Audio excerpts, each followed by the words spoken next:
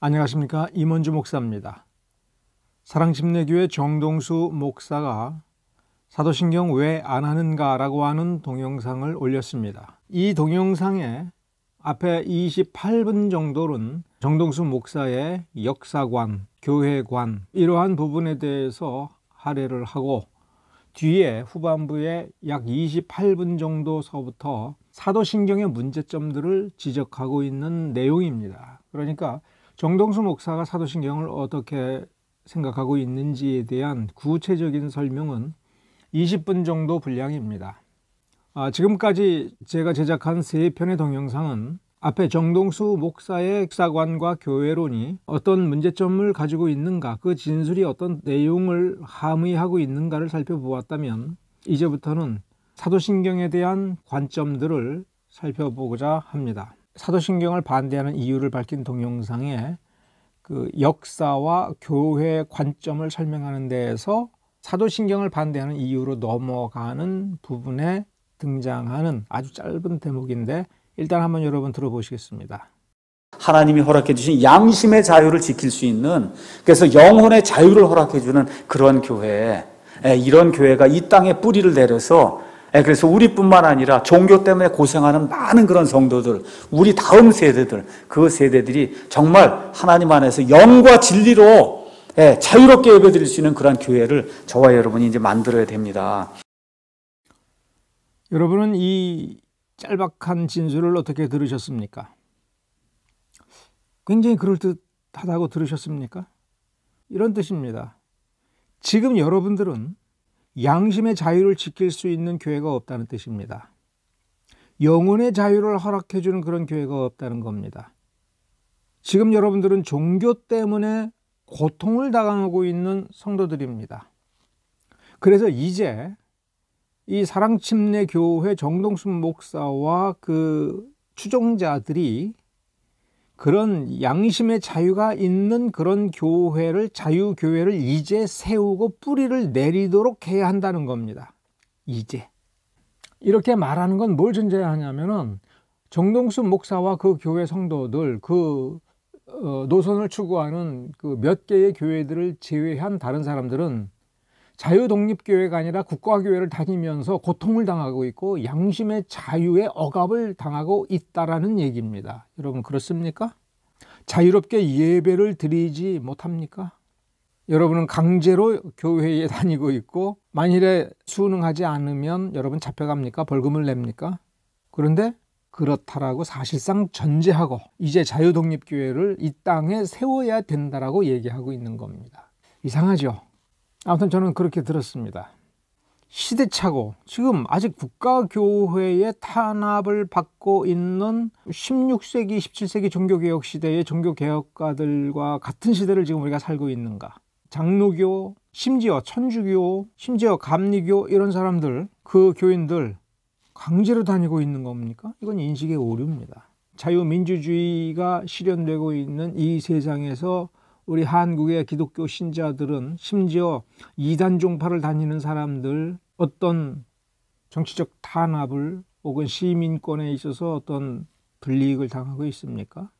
지금 이게 세계 인식 자체가 상당히 문제가 있는 것임을 여러분이 잘 판단하셔야 됩니다. 그러면서 이제 그 다음에 이런 진술을 합니다. 제가 아까 말씀드린 대로 사도신경은 주 예수님께서 삼위일체 하나님의 한 윗기억이시고, 또 성령님에 의해 처녀 마리아에게서 수태가 되어 탄생하시고 사망 권세를 이기시고 부활하셨다는 것, 즉 예수님의 그 신성, 순환, 그 다음에 부활, 심판 교리가 담겨 있기 때문에 이것 자체가 무슨 큰 문제가 된다, 그렇게 이야기를 드릴 수가 없어요. 그러니까 사실 어느 면에서 암송하는 사람도 주님을 위해서 암송하고, 암송하지 않는 사람도 자기의 양심을 따라 주님을 위해서 암송하지 않는 거예요.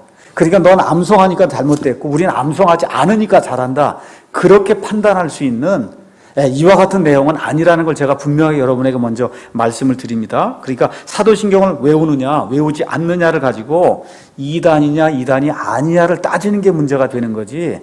이 말만 보면 정동수 목사는 보통의 침례교인들이 마땅히 가져야 될 건전한 상식적 판단을 하고 있는 것처럼 보입니다. 다시 말하면 사도신경을 암송을 하든 안 하든 다 주님을 위한 것인데 암송하느냐 안 하느냐를 가지고 이단 여부를 따지는 게 문제다라고 이야기합니다. 얼핏 보면 맞는 얘기입니다. 그리고 사실은 여기까지만 얘기하면 그렇다면 정동수 목사는 더 이상 얘기할 필요가 없어요. 이런 동영상 만들 필요가 없었어요. 정동수 목사가 사도신경을 왜 안 하는가 라고 하는 것을 굳이 48분, 50분 가까이 열부를 토하면서 말을 할 필요가 없는 겁니다. 왜냐하면 양심의 자유니까. 사도신경을 해도 좋고 안 해도 좋은 거다. 그런데 여기에서 여러분 주의를 해야 될 것은 그러면 한국에서는 왜 사도신경을 하느냐 안 하느냐를 가지고 이단 여부를 따지는 이런 문화가 생겼느냐라고 하는 부분입니다. 이 부분을 정확하게 정동수 목사가 인정을 하고 있지 않으면서 실은 이게 불편한 겁니다. 그리고 정동수 목사는 마치 양심의 자유를 철저하게 옹호하고 있는 것처럼 일단 자기를 포장을 해야 되니까 이런 진술을 하고 있는 겁니다. 이 부분에서 조금씩 이제 진심이 드러납니다. 그런데 문제가 되는 것은 사도신경이 적합하지 않은 그런 내용들이 그 안에 들어있다는 겁니다. 적합하지 않은 내용이 들어가 있다라고 하는 거는 틀린 내용이 있다는 거 아닙니까? 기독교 신앙에 적합하지 않은 것, 예배 때에 고백하기에는 적합하지 않은 것이 있다라고 한다면 이거는 해도 괜찮고 안 해도 괜찮은 것이고 양심의 자유의 문제다라고 하는 거하고는 또 다릅니다. 다시 말하면 저 사람이 사도신경을 외우는구나, 양심의 자유야. 안 하는구나, 양심의 자유라고 이야기하는 거하고 내가 혹은 저 사람이 암송을 할 때에 저거를 해? 저건 틀린 건데? 라고 할 때에는 그럼 저 사람은 틀린 거 아니냐라고 하는 판단을 받아 마땅한 겁니다. 즉, 그 내용에는 문제가 없다라고 처음 얘기한 것은 정직한 발언이 아니다라고 지금 고백하는 셈입니다. 이 속마음에서는 사도신경을 안 하는 이유는 거기에 적합하지 않은 내용이 있다. 자기 신앙의 양심상 고백할 수 없는 그런 내용을 가지고 있다. 그럼 이건 무슨 소리냐면 자기 입장에서는 사도신경을 해서는 안 된다라고 생각하는 것이 나의 입장이다. 그러니까 사도신경은 틀렸다라는 얘기예요. 그럼 여기서 무슨 논쟁이 지금 벌어지는 것이 되는 거냐면 사도신경은 기독교 예배에서 사용할 만큼 문제가 없다라고 생각하여 고백하는 쪽과 사도신경은 틀린 데가 있으니까 기독교 신앙에 부적절하니까 예배 시간에 그리고 기독교인이 입에 올려서는 안 된다라고 하는 정동수 쪽의 생각이 부딪혀서 그럼 누가 옳으냐라고 하는 시비가 붙는 거는 너무나 당연한 얘기입니다. 그럼 학자의 양심, 목자의 양심이라면 왜 옳은지 그른지에 대한 정직한 자기 논증을 펼쳐서 검증을 받아야 되는 것이지요. 다시 말하면 해도 그만 안 해도 그만이라고 얘기할 때에는 나는 잘 모르겠다. 그런데 그 표면에 있는 문자들을 쭉 읽어보면 그거는 기독교 신앙이 맞네. 삼위일체에 대해서 얘기를 하고 있고 예수 그리스도의 탄생과 사역에 대해서 죽으심과 부활하심에 대해서 명확하게 진술하고 있네. 역사적 예수를 고백하고 있네. 이건 맞잖아.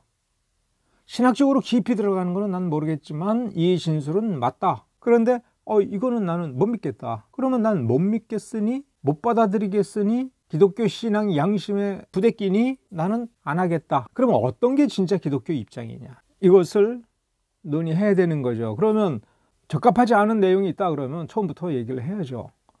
해서는 안 되는 거다. 그건 틀린 게 많다. 그게 문제라고 했으면 그 문제를 설명해야 되겠죠. 정동수 목사가 무슨 말을 하냐면 사도신경을 암송하면 큰일 난다라고 얘기합니다. 그러니까 더더욱 정동수 목사는 그건 해도 되고 안 해도 되고 양심의 자유입니다. 이렇게 말을 하면 안 됐던 거죠. 결론 말씀드리겠습니다. 사도신경은 충분하지 않아요. 우리의 믿음의 고백으로 충분하지 않습니다. 특히 어떤 교리가 없어요. 교회에 대한 그런 교리가 없고 성령님에 대한 그런 교리가 없습니다. 성령님의 능력과 성령님의 사역, 성도들의 그걸 다 말미암은 그와 같은 성화의 과정 이런 것들에 대한 게 없어요. 다만 뭐예요? 성도들로 하여금 구약시대 율법의 틀에 갇혀있는 전통적 로마 가톨릭 교회 그 유산에 거기에 매여서 종로로 타도록 하기 위해서 만들어 놓은 그와 같은 거 이게 사도신경입니다. 또 중요한 거는 구원받지 못한 사람이나 구원받은 사람이나 사도신경을 고백하니까 구원받지 못한 사람도 구원받은 걸로 착각한다 그 얘기입니다. 그렇죠? 예, 안 되는 거죠. 또 하나 가장 큰 문제가 종교통합의 매개체예요. 천주교에도 사도신경을 하고 개신교도 사도신경을 하니 우리가 다 같은 하나님을 섬기는 게 아니냐. 이렇게 하면서 천주교에서 우리가 같은 사도신경을 외우니까 같이 하나가 되자. 그렇게 나오는 게 WCC거든요.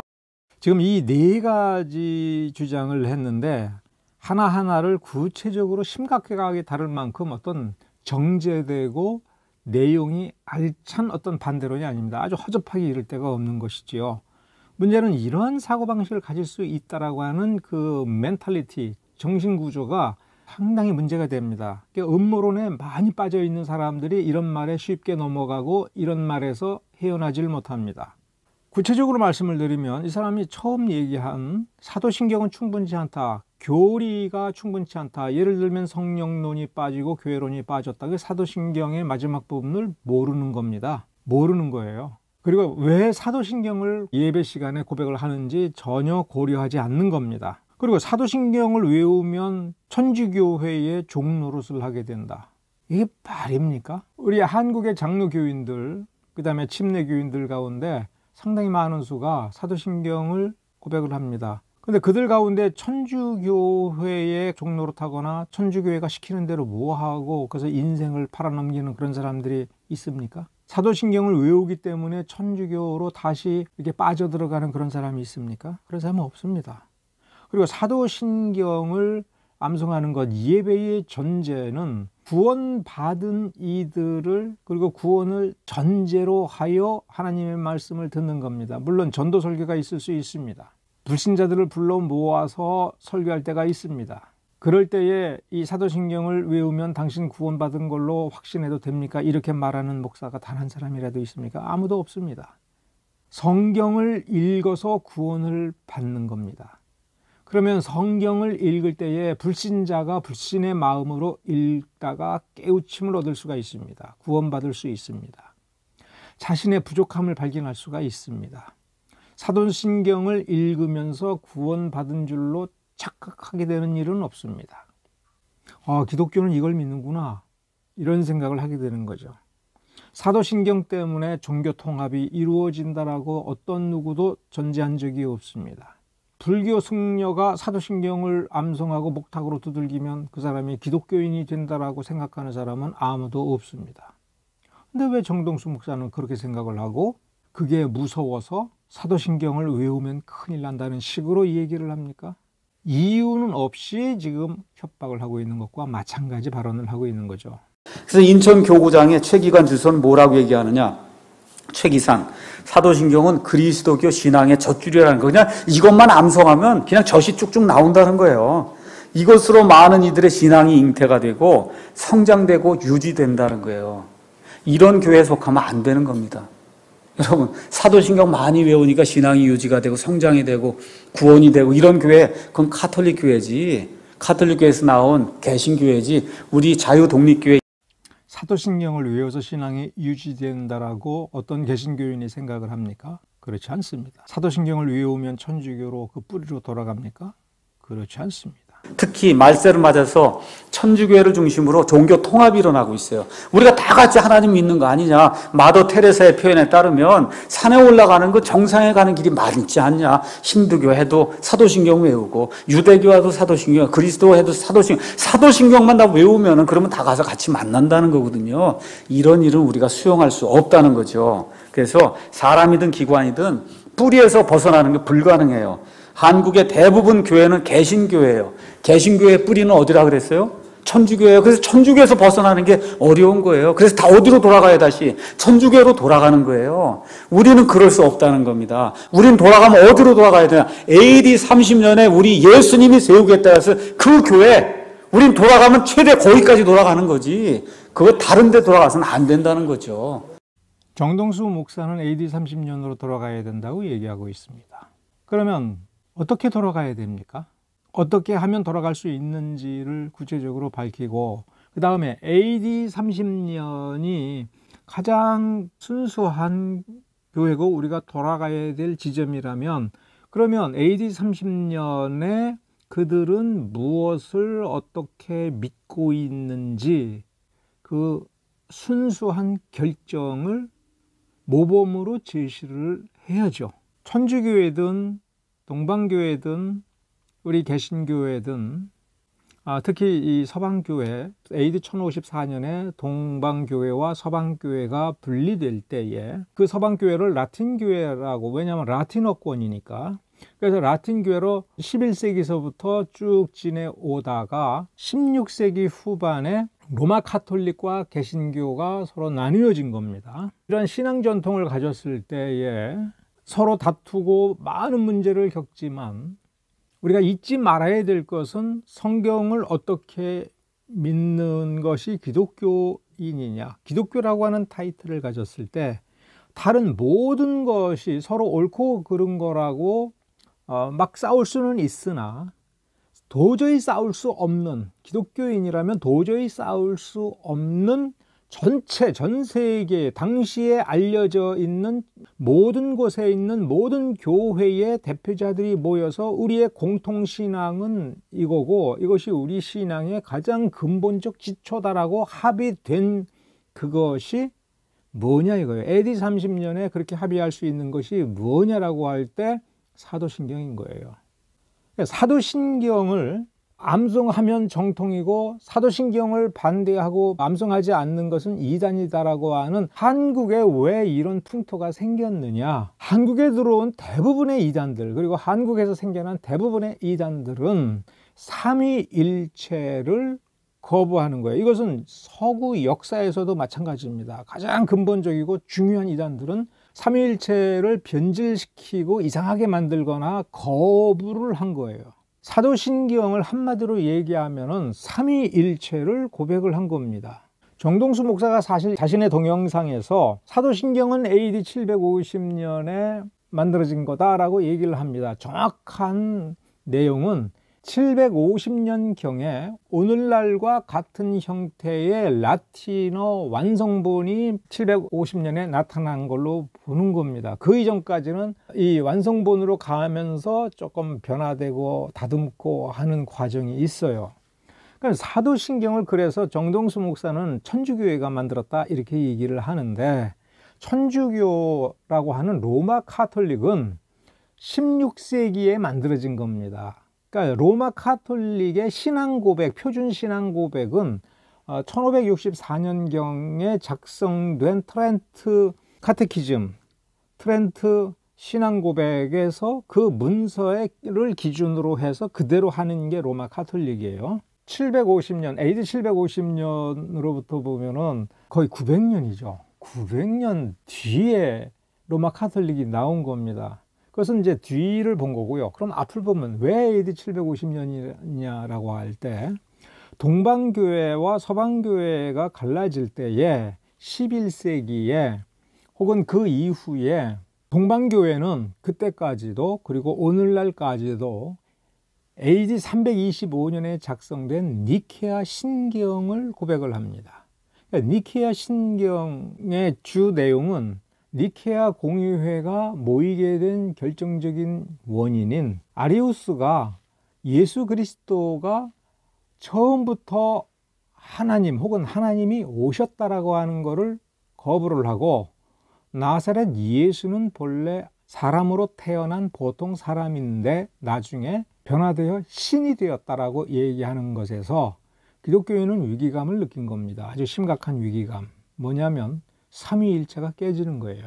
하나님의 본성과 속성들을 쫙 정리를 했을 때 하나님이 한 분이라는 게 맞느냐, 셋이 맞느냐. 구약에서는 명확하게 한 분 하나님이라고 하고, 예수님께서 침례를 받는 장면에 보면 하늘에서 아버지의 음성이 나오니까 아버지는 하늘에 계시고, 성령은 아들을 향하여 비둘기처럼 내려오고 있으니까 그 사이 중간에 공중에 있고, 요단강에서 무트로 올라오는 도중에 있는 아들 성자 예수 그리스도가 거기에 있으니 동시에 셋이 존재하니까 셋 아니냐. 그러면 구약의 하나라고 하는 이 말은 틀린 거냐, 혹은 이 성부 성자 성령이라고 하는 셋이 틀린 거냐. 그럼 다 맞다면 그게 맞는 게 뭐냐.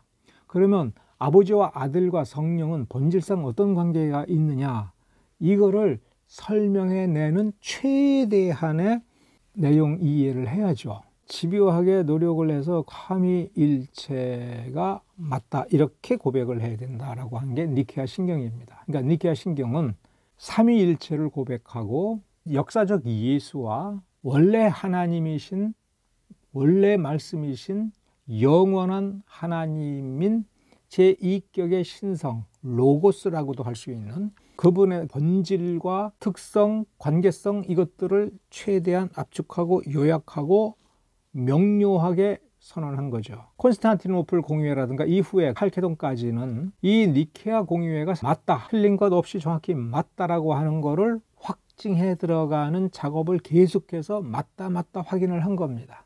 그래서 니케아 공의회는 전 세계 교회의 대표자들이 모인 것이니까 모든 교회가 고백을 해야 돼요. 그러니까 니케아 신경을 고백하는 이유는 기독교는 삼위일체 하나님을 믿는다. 성부, 성자, 성령. 그러니까 성부는 이런 분이고 이런 일을 하셨고, 성자는 이런 분이고 이런 일을 하셨고, 성령은 이런 분이고 이런 일을 하신다. 그것을 다 외우기가 사실은 긴 거예요. 길어요. 그러니까 정동수 목사는 니케아 신경을 한 번도 안 본 겁니다. 슬쩍이라도 안 본 거예요. 그런데 서방 전통은 좀 더 건설적인 풍토예요. 그래서 그걸 압축을 한 겁니다. 뭘로? 라틴어로. 왜 라틴어입니까? 자기네들의 일상 언어니까. 한국 사람이 한국어를 쓰는 게 편하죠. 그러니까 서방 사람들이 AD 5년경에는 라틴어로 학문을 하기가, 신학을 하기가 불편했으나 어거스틴 무렵부터는 이제 신학을 할 수가 있게 된 거예요. 그 언어가 풍성해진 거, 정확해진 겁니다. 그러면서 니케아 신경을 간결하게 정리하여 예배 때에 함께 암송을 할 필요가 생긴 거예요. 예배 때에 신주를 암송하는 이유는 우리가 누구냐, 우리가 기독교인이라면 전 세계의 정상적인 기독교인과 동등하게 기독교인이라고 인정받을 수 있는 신앙을 가졌다라고 하는 것을 자기 스스로 확인을 하고, 우리는 하나라고 하는 것을 하나님 앞에서 확인하고 공언을 해야죠. 그러기에는 니케아 신경은 너무 길어요. 기독교 신앙을 드러내는 겁니다. 그래서 누구 한 사람이 대충 해가지고서 자, 이게 맞으니까 하자, 이렇게 할 수가 없어요. 그러니까 처음에 이거 괜찮은데 라고 하지만 몇십 년 쓰면서 보니까 이게 좀 아쉬운 부분이 있다. 그러면 그걸 또 살짝 고치면서 가장 문제가 없는 완전한 형태다, 더 이상 손댈 필요가 없다 하는 게 AD 750년경에 등장한 라틴어판 사도신경인 겁니다.